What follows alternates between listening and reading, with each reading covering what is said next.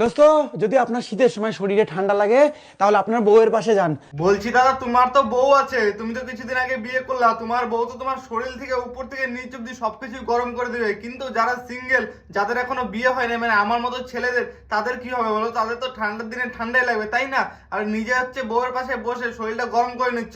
আরে সিঙ্গেল যারা আছে তাদের জন্য কিছু টিপস দাও পারলে, না হলে এইভাবে নিজের বউকে দেখায় সিঙ্গেলদের মনে অন্তত কষ্টটা দিও না।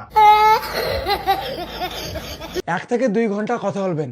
বললাম বাল তোকে, এইভাবে মানুষের মনে কষ্টটা দিস না। তোর বউ আছে, তুই পাশে বসে 1 থেকে 2 ঘন্টা কেন, সারা দিনটা 24 ঘন্টা গল্প করতে পারবি। কিন্তু যাদের নাই, আরে যারা সিঙ্গেল, যাদের এখনো বিয়ে হয় নাই, তাদের জন্য পারলে কিছু টিপস দে ভাই। এইভাবে মানুষের মনে কষ্টটা দিস না অন্তত।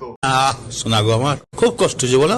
কষ্ট কি কম লাগে বল শালা? বউয়ের কষ্ট মানে একটা আলাদাই কষ্ট। বউ বাড়িতে থাকলেও কষ্ট, বউ বাপের বাড়ি গেলেও কষ্ট, আর বিয়ে না হলে তো শালা কষ্টই কষ্ট। কি ভাই, তোমার কি বিয়ে হয়েছে? তোমার কি বউ নাই? আরে হবে তো লেওরা। ঠিক বললাম তো? কমেন্টে জানাও আর ফলো করে পাশে থাকো।